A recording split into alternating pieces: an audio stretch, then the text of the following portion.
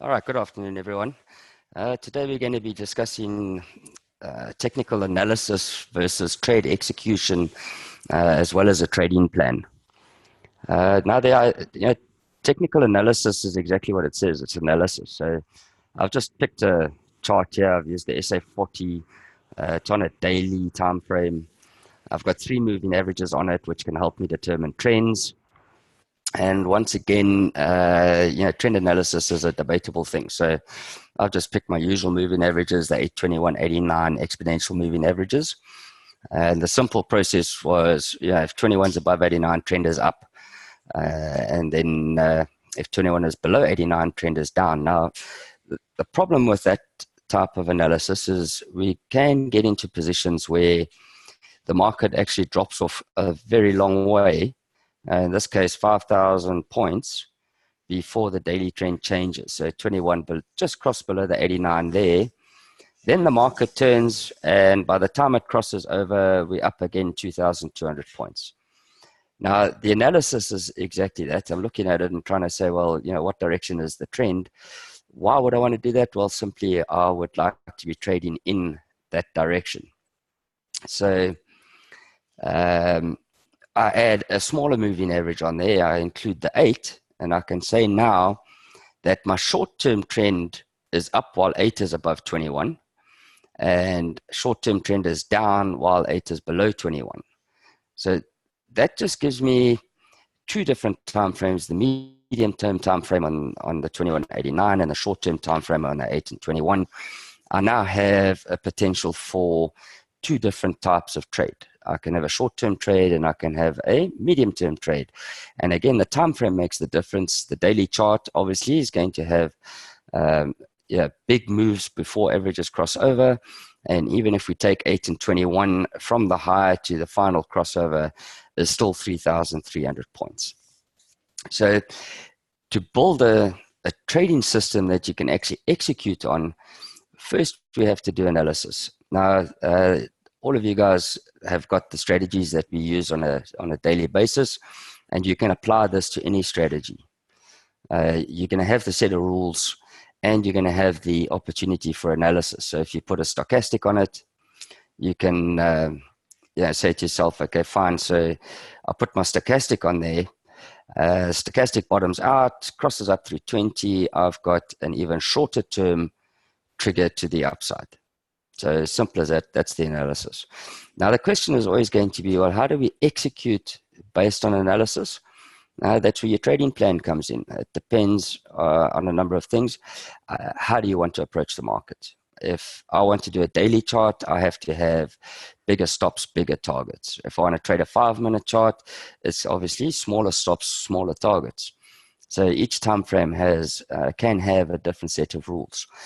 On the Aussie, for instance, I would never be trading 2189 on a daily chart because it just isn't reliable. We have more losing trades than winning trades, and the winning trades don't make up for all the losers. So there is a little bit of backtesting required on the analysis side, so that when you look at the trend that it is actually an unreliable way of looking at this particular chart. The 8 and 21, same kind of thing. 8 and 21 looks like it works really nicely until we actually go and check the returns, in long, short, long, short, long, short, and it pretty much breaks even or loses money. So how do we then take that and say, okay, fine, so my trend idea is not working, Salaka. How is it possible for me to then use the same moving averages but get better returns? So I'm going to start with this consolidation that we went through at the beginning of the year, and I'm just using it because obviously moving averages fail in consolidations, and I'm just going to reduce that. Okay, so here we go. Now we look at that and we say, okay, fine, we had a great trend there. 8 and 21 produced decent. Oh, why was that jumping? Sorry. There we go. Let's do that. Turn those off.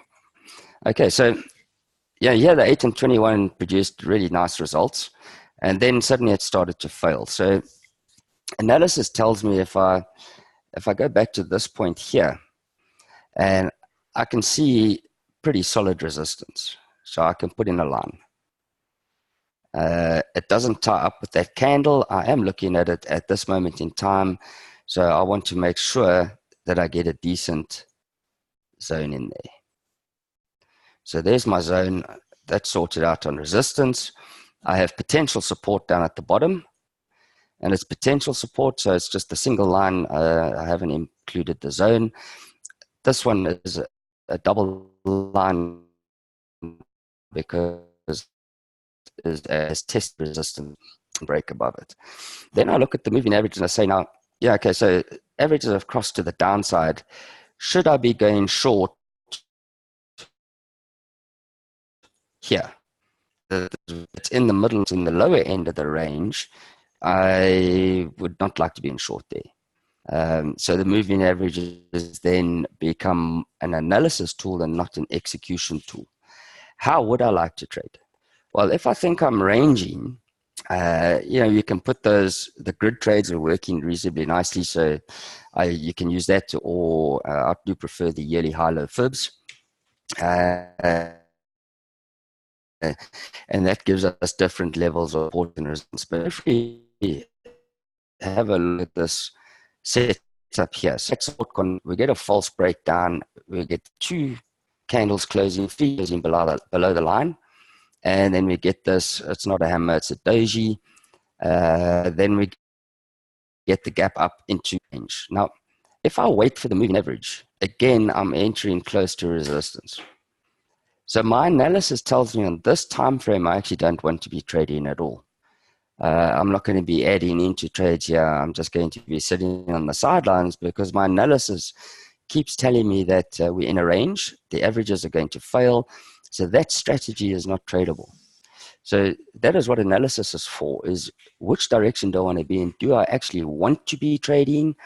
Do I want to be sitting out? Do I want to be long or short or holding positions? If you were holding long-term trades on this chart, you wouldn't be rushing to do anything. You'd be sitting holding it if your stop loss hasn't triggered or whatever it is. But analysis tells me that I don't want to be trading inside this range. As the market goes through, I see the averages crossing down again. I still don't want to trade because I'm trading in the middle of the range. So this is a pretty simple process, and we can see again we're testing support there, so we're still range bound, and we can see that this basically started here at the end of February, beginning of March, okay? And that range lasted all the way through until an eventual breakout over there in August 2018. Now that breakout happens, we get all nice and excited. You have to have a trade plan. So we've done the analysis. We said there's a range breakout. What is my trading plan going to be based on my analysis? So we get the breakout and we decide, okay, fine. It breaks out. It closes above resistance. My trade plan is going to set me up to trade on a break above the high of the candle that broke out. So that's my trade plan. Then I have to look at it and say, well, what is my stop loss going to be? Now, remember that we have system stops, okay? So this is really just about general analysis versus execution and position sizing, trade plans, and so on. But if I take this and I say, you know what, my stop loss is going to be a close below that support level. And I can calculate it. I just take a level and I say, okay, it's 930 points. So I've got 930 point stop loss. I can then calculate that back into my account capital. Okay, let's just see. Sorry, just give me a second. I just want to find the whiteboard.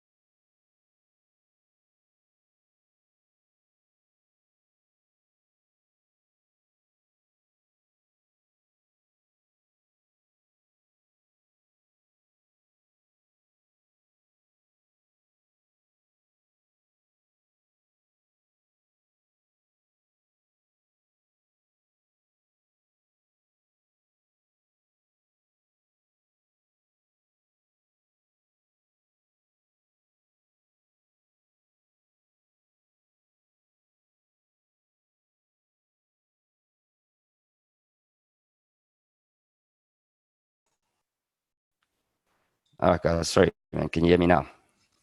I'll start that all over again. So we had a 930 point stop loss after the breakout, an account size of 20,000 Rand. 1% of 20,000 Rand is 200 Rand, and that's the most I'm prepared to risk on a fixed stop basis. Now, we all know that the market will never just stop at exactly 1% risk. You can have a straightforward rule of a maximum of 3% risk. So you would say, well, if the market goes more than 3%, I don't have to wait for close. So what I did here is I just said my entries over there, my stop loss is just below support, and I used 930 points to calculate my position size. So I can trade 0.2 contracts on that stop loss. Now, I haven't even looked at targets yet because I'm trading probability here. So your trading plan can have an open take profit level. What you want to do is just know that if I'm wrong, how much am I going to lose, and trade according to that. So I take close below 1% of risk would be a fixed stop on the next day when it moves below the candle. So if I go just move that across, it closed below the line, the next day when it breaks that low, I've exited the trade at slightly more than 1% risk, and we can calculate that it was 1,000 points instead of 930. I'm still under my 3% maximum risk per trade. Now remember, this is a daily chart. 20,000 Rand account might not be the best size to trade a daily chart, especially on the Aussie, because you can only risk 200 Rand on it, and that's it's 1,000 points. The daily chart can move 1,000 points quite easily. But the idea would be that if I do my analysis, I then should have a trading plan for each eventuality. In this case, it was a false breakout. I can stop out and I can then enter my short on the false breakout, and I'd have an ultimate target of 3,400 points with a stop loss of, again, around 930. So basically, it's exactly the same trade, but in the opposite direction. My analysis tells me I have a false breakout. There's no candle patterns there. There's no alternative resistance except maybe that little gap. Okay, so that gap offered us a bit of resistance there on the left. And we can say, fine, it didn't go and close the gap, or did just close the gap. Then it's a false breakout. I exit my long, and I can go short straight away. And my target, 3,000 points, eventually hit with a stop loss of 930. And in this case, I could have put a target in. On the upside, I could have targeted that previous high there, which would have given me a return of around 1,500 points, risking 930 to 1,000. It's still better than 1-to-1, which is fine for me on leverage. And the probability went against us, and then we don't take the short because we're now scared after losing money on the breakout. Often false breakouts are better trades than the actual break itself. So there, all that example was is I can analyze the chart, then I can decide how I want to trade it, and I can create a trading plan based on that idea. So I can just have that the 1% risk rule with a maximum of 3% as a fixed stop loss, and you can basically trade any account size on that basis, and you can trade just about any market on it so long as you follow the risk rules. So bottom line here would be, if I know my risk first, I can trade anything. You can trade, the first red candle, I'm going to go short. My risk is going to be 150 points, and that's it. It's 1% at 150 points. I take the trade, and I can target a 1 to 1.5% reward. It just works out that way. But we use the technical analysis to give us points of reference, and that's all it is. So TA is a point of reference, and execution is implementing a trading plan that you've created or you've learned from one of us. If I take this chart across now, and I say, okay, fine, let me just delete this now. There we go. And I say, I get another one. There's another false break to the upside. the market pulls back, it goes below the line, doesn't close below the line until that candle, it makes a lower high at the top there.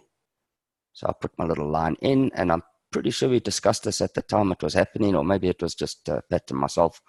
And it's a false break to the upside again, and it didn't even get to the previous resistance. So it's a lower high there, a lower high there, close below the line. You can take the trade on the next day. Stop loss up there is 2,000 points. And again, same calculation, 1% risk on 2,000 points. Yeah, you're going to be risking 200 Rand. You'd be taking what's it about 0.02, sorry, 0.1 on this trade instead of 0.2. So what I've done there is I've actually changed my position size according to the risk of the trade. If I used the top line again, or it closed above the line, well, then I'm back to 1,000 points at risk. And then I can take 0.2 contracts per trade.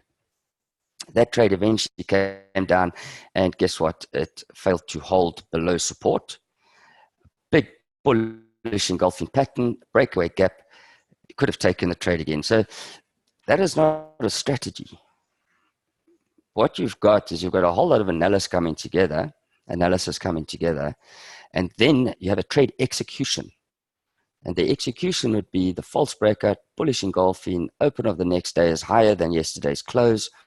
I'm going to take that trade based on analysis executed according to money management rules. I then have a very free-form trading plan. And that is just using those 3 lines and 3 moving averages. Now, all I did is I said, fine, I'm not going to trade the averages because we're in consolidation there. And we look historically and say, oh yeah, you know, we could have just traded this all the way down there with moving averages. Well, you didn't know that at the time. Over here, what we had, so let's change the rules a little bit. I have a pretty decent support level there. I'll make it a zone. The market came back and tested it again twice. The moving averages crossed over 8 and 21.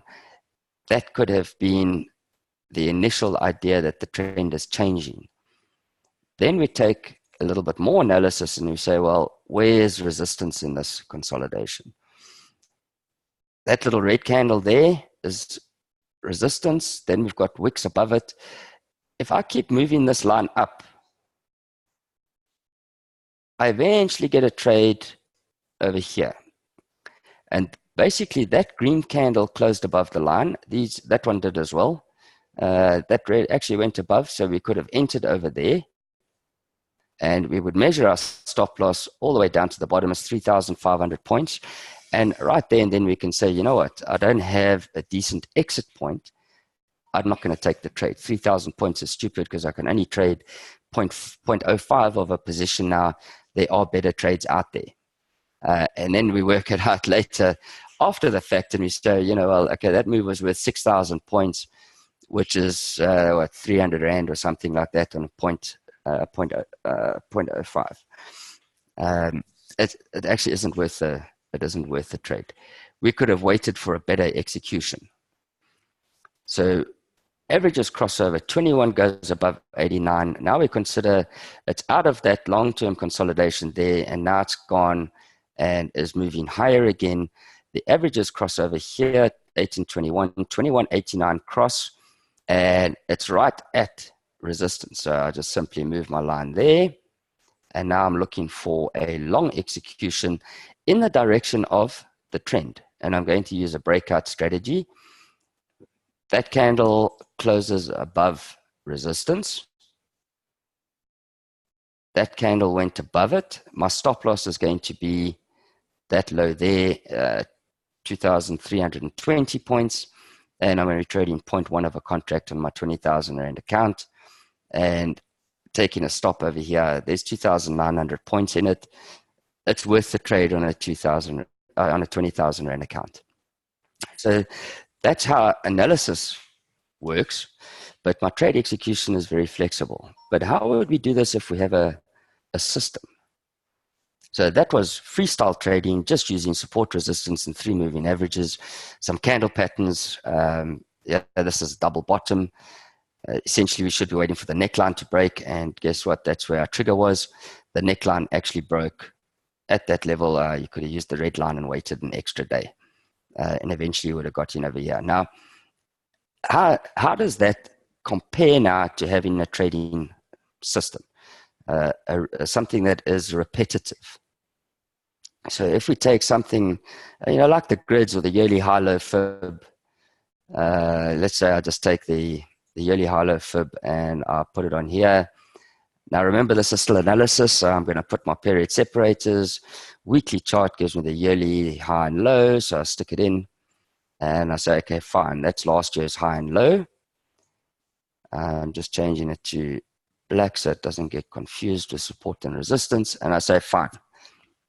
I'm now looking at this market right now, currently. I go back to my daily chart and I go back to the end here and I say, fine. It's closed above the 61.8 on the daily chart. Now my rules are, I've got to enter when it gets above 61.8, so that would have been yesterday. And again, yeah, on the yearly high-low fibs, you can adapt and adjust. If we wait for it to break that high, my result is 1,000 points roughly. If I did it on an open above and a shorter time frame, so it was 2 days ago. All right. So it opens above the 61. There's the hourly candle. I can trade over there. So my rule is yearly high-low fib. If it breaks out of the consolidation zone, that level between 38 and 61, on the hourly, it must close above it, and I will take a break of that high. Simple, changing the time frame just to get a better entry rather than waiting for the daily to close and then break the high. So basically, we would have been in somewhere over here. Let's just go back to that hourly. We would have been somewhere over there. We're currently up 340 points on the trade. How about my position sizing? See, here comes the difficulty, because we've said, yeah, basically it's one contract for every 10,000 Rand in the account. So I can trade 2 Aussie contracts on a 20,000 Rand account. If I take that and I say my stop loss from there to close below 50 is 1,470 points. If I take that times 2, it's 2,900 odd points, which means I'm losing 2,900 Rand, which is more than 10% of my trade capital. Now, we get freaked out by that kind of stuff because we've looked at the freestyle trading. The problem is that strategies have their own probabilities. Now, we know that there's a high probability if the market breaks out of the consolidation zone, there's a higher probability that it's going to follow that direction rather than come and fail on us. So what we're really looking for now is somewhere to move our stop loss to.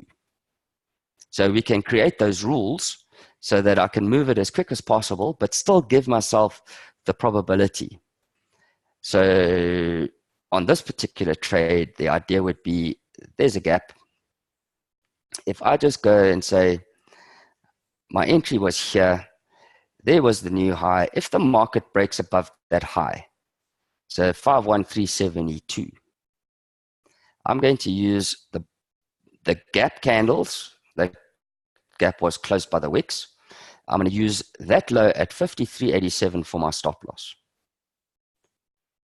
So all I need is for the market to go and close that, break that high, and I can put my stop loss just there.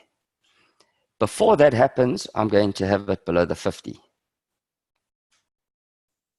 So now we have a position size that is actually set for the account because it has a probability risk-reward ratio built into it. Now that is the difference between having a trading plan that is fixed on a strategy and freestyle trading, where I use technical analysis to identify direction and a variable stop loss based on a percentage at risk, versus a strategy like this where I've actually got the probabilities built in, it's been back tested, it's been traded, And I know exactly that if it does go through 50, I'm going to be short anyway through 61.8, targeting 50, thereby protecting my capital from loss by hedging for that first move. If it breaks below 50, I'm going to add another one down to the 38.2. Now remember, this is a daily chart. I know I'm looking at the hourly here, but this is a daily strategy, not an hourly strategy. So please don't just willy-nilly go trade the hourly like this. But the idea is that I have a fixed idea of what my probabilities are with my risk-reward ratio built in. So I know that I should be trading one for every 10,000 just based on the probable outcomes over time. So the only thing that I've made variable is my stop loss. And I want to move it up there as fast as possible. It needs to get above that high after entry. And you can see that when we trade daily charts, there is a lot of time between executions. Now, for those of you that have been following my newsletter, I've basically been trading Dow and Brent like this. Yeah, so I think it's about 2,000 points up on that. And this is basically how I've been doing it. It's the combination of the yearly high lows, yearly high low fibs, and I'm trading every level, very similar to the grid stuff, except I'm not looking at stochastic at all. So that gap there becomes important. Just simply, it's an area on the chart to which I can move my stop that doesn't cost me over 1,000 points. Yeah, from entries, 1,400 points down. So let's go and have a look at Brent, that trade that I'm still in. So we were short, I was short here somewhere, and then the rollover came through and gave me an entry price of about 65 something. It's over here somewhere. Now, I look at that and I say, okay, fine, should I still be short? And you can see my yearly high low is on there. My analysis is quite simple. That move, so we've got A, B, it looks like we're into C. If I look at that chart, my 8 and 21 is down, so that was my initial trigger. I missed the 61, the close below 61 on the yearly high low. For whatever reason, don't remember what I was doing in the middle of April. Market came back, tested 61.8. It crossed down. I got stopped out on the cross down. It crossed up. I got stopped out there when it went above 61.8. So for those of you that have been following me, we got out of the short over here, and the averages crossed up. And I didn't take that long, if I remember correctly. I think I was waiting for it to break the high of that daily candle. Yes, that's right. So we were looking at that and saying it needs to get above that high before I enter the long trade. It was an order in the market. The market fell away, deleted the order, and then the averages crossed to the downside and broke support. So now my trading plan has expanded. So originally, we just looked at the yearly high-low fibs. Originally we just looked at the moving averages. Now I've included the yearly high-low fibs and the moving averages in conjunction with each other. I've just expanded my ability to analyze the market and make execution decisions. Just through simple analysis. Nothing fancy. There's no harmonics in this. There's no butterflies and Gartleys or any of that fancy Fibonacci stuff. It's just straightforward, simple technical analysis. Identify trends. Know that 21 and 89 does not work on Brent. 8 and 21 works better. I've got initial low, lower high, failure to get above the high that broke above 61.8. It moved lower. 8 and 21 crossed. Price broke below. And we should have been short in there. The chart has changed with the rollover, but that's basically where we should have been short, as a break below that low. It's through the 50, 8 and 21 crossed, so I couldn't trade there because it didn't break the low, eventually broke the low, and we're in the trade. Now, the second trade could have been the break through 38. Again, I wasn't here at that time I think I was down in Cape Town actually, to trade that 38% break. But if I go to an hourly chart and I go to the 38, we can see on the hourly, bullish engulfing, market goes and tests the 38 as resistance. We could have been short and should have been short on a break below 63.02. So we could have been short a second time at that level, and we'd be up there another $18 a barrel. Sorry, $1.80 a barrel. And that's basically, we should have two positions. I've still only got the one. Does it matter? Well, in my book, no, it doesn't, because yeah, I'm quite happy with that one trade making a profit. We will get another short, or we're going to get stopped out. So I look at this and I say, well, this hourly chart, I've still got lower lows. I've still got lower highs. So I draw my technical lines in there. Just got to make that solid again. And I say, okay, fine. So there I've got that level, and I've got this one here. All right, so I've got lower lows, I've got lower highs. Anything can happen. My stop loss is going to be a move above that trend line. The next trade is a close below 23, and I want that on a daily chart. So I need my daily chart to come down to 23. If the daily chart does not come down to 23, then my stop loss is going to be on that little trend line, and I'll use an hourly exit because it's quite nicely up at the moment, and I'd rather be out here than above 38.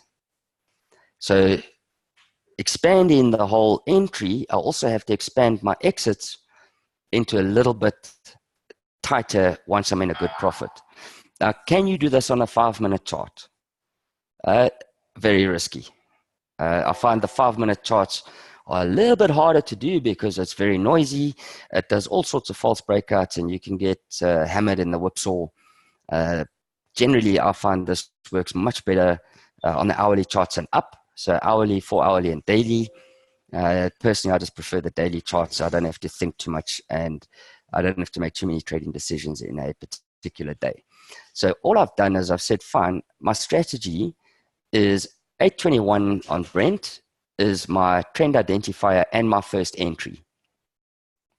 In this case here, it was the short, got stopped out, waited for the long to trigger, it never triggered, waited for the short to trigger, short triggered, and it broke the 50. So I didn't just use the yearly high lows. I haven't been trading it long enough to know whether I could just trade break above 11 here, for instance.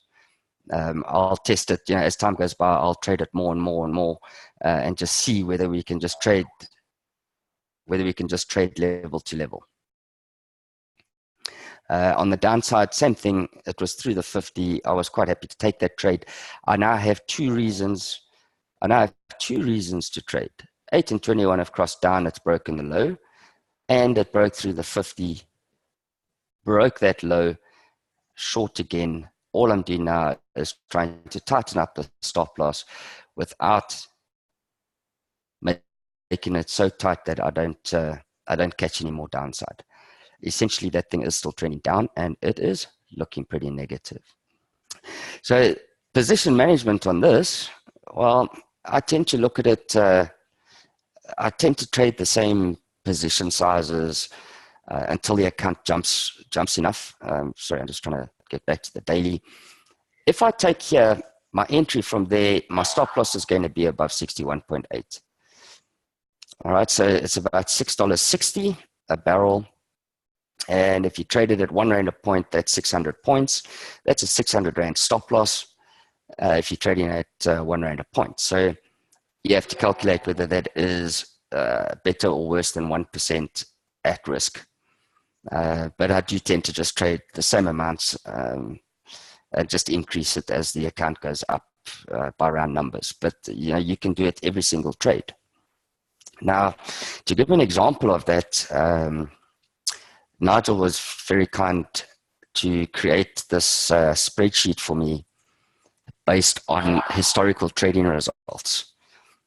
So this is basically the stuff that you guys can see online. The sizing is calculated automatically, and I must actually have to ask Nigel whether he can put this on Excel for me to hand out to you guys if you're interested in it. But basically, there's two things that you can do. You can use the standard deviation of results.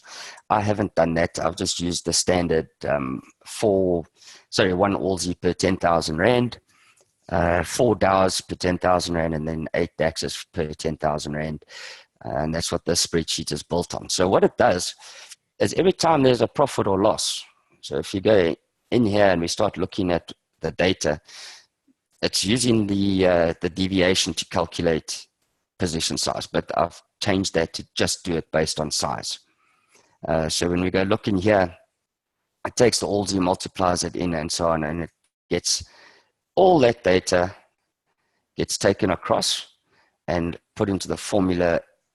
That's the new capital balance after that profit. So those profits are all added together, added to the capital, and so it goes. So as the capital changes, you'll see that our position size changes automatically. And so it goes. Now, this internet is giving us a bit of a headache today. Sorry, guys, the internet seems to be giving us a bit of a headache again.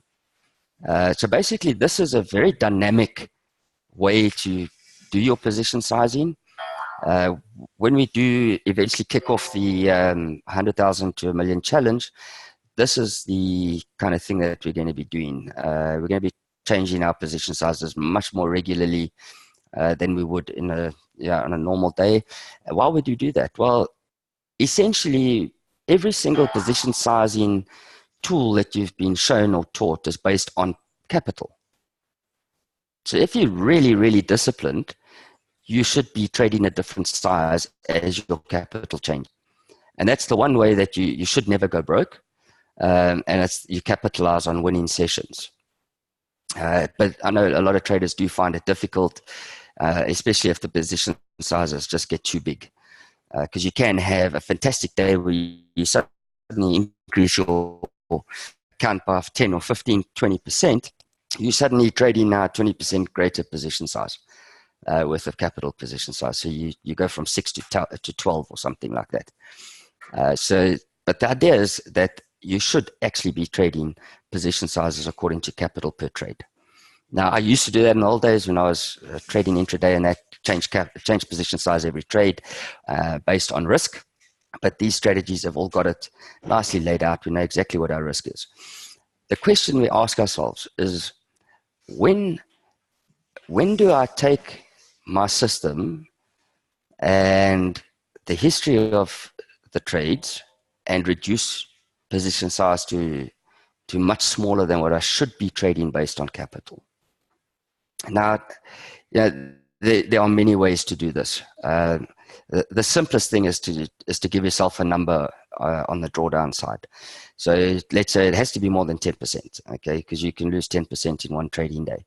But we look at it between 20 and 30%, and we would then halve position size, and another 20 or 30% down from that, we'd halve it again. And then we will start trading until our position size, until our system starts to kick in again, and we make 10 or 15% up on the capital. Then we'd start increasing position size again until we're trading at the proper level. And you have to do that pretty quickly. If you wait too long, you don't capitalize when the system comes back into play. So you can't say, I'll wait till 30% growth to increase position size again to what it should be, because you're going to essentially be doubling your position size overnight. And psychologically, that is very difficult to manage. So if you look at a 10% rise on the account, you can start increasing your position size. You can double it the first time, another 10%, you double it a second time, another 10%, you're at full position size. Okay, so that's the basic idea. I believe there's a question on capital. So I just use capital, Derek. Capital is just the easiest one. Yeah, if you've got open positions that are losing your money, you've probably made a trading mistake anyway. Bad positions are very difficult to manage. Sometimes it's better to cut it. Sometimes you can hedge yourself out of it. But generally speaking, I hate having rubbish positions open. I tend to just take the pay and close the thing. All right, so if we take this now and we say, fine, how do I build a trading plan? Well, that's exactly how you do it. Decide how you're going to analyze the market. You're going to go and draw trend lines, support, resistance. You're going to maybe use moving averages to determine your trends, and then you're going to have triggers within those trends. or you're going to put your grids on, or you're using the high-low fibs. Whatever it is doesn't really matter, as long as you can repeat the process and trade it like that every single trade. Everyone trades with this fear of wiping out the account. The only time you're going to wipe out your account is when you don't take a stop. That's when your account gets wiped out, or you're trading 10 times your size. In other words, you're putting 80% down in margin and the market moves. We all know, most of us are trading the Dow as a main, the Dow and the DAX. Those things can move incredibly fast. If you over leverage yourself and you break these rules that we've given you, these are maximum sizes. Yeah. So that's a maximum size. That's not your recommended size. That's maximum size. If you're trading bigger than that, you will blow your account in one day.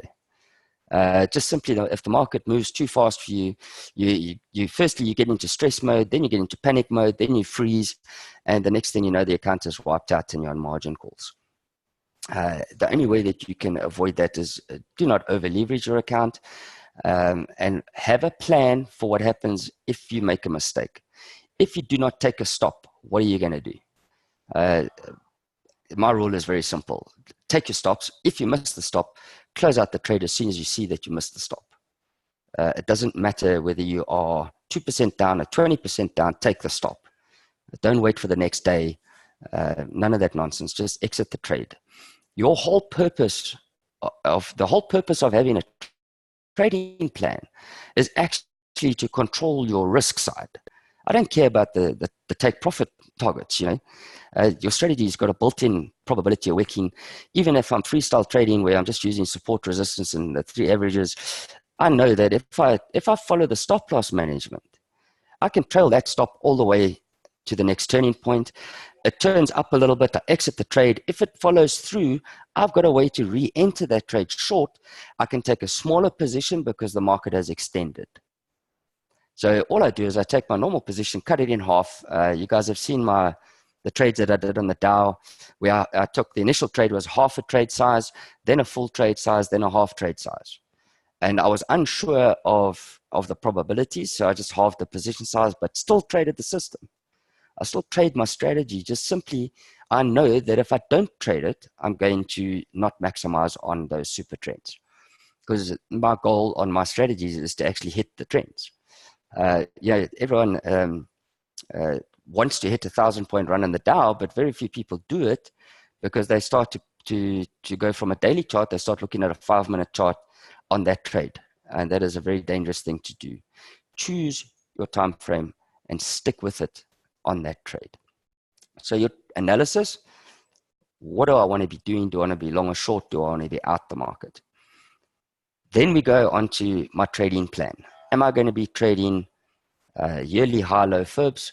How am I going to execute? Okay, I've got a fixed entry point. I've got a maximum stop loss level. I can calculate my position size based on that risk, or I can just take the fixed risk of 1 per 10,000 on the All-Z, for instance, or 4 on the Dow. Then you're going to say, okay, fine, now I've done this. When am I going to move my stop up in my favor? And what is my ultimate exit going to be? And you know what? 90% of the time, you don't know what your exit is going to be. And that's just, everyone trades differently. Most of you guys, I think, trade with targets. I don't trade with targets. I trade with trailing stops.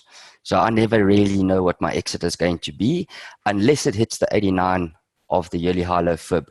That's probably the area that I would be targeting as a take profit level. And because then the market would be quite overextended. I would expect a retracement.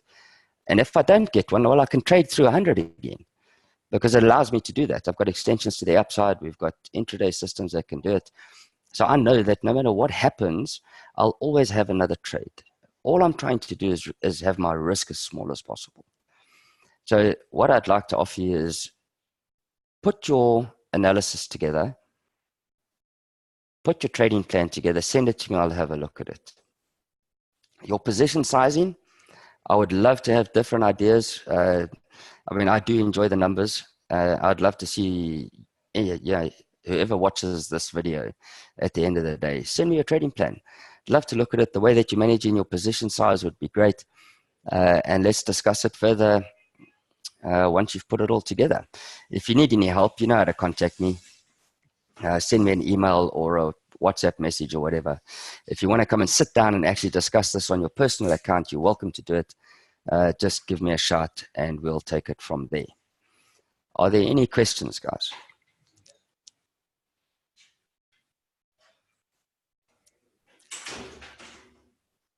All right, I'm going to take that as a no. Thank you very much.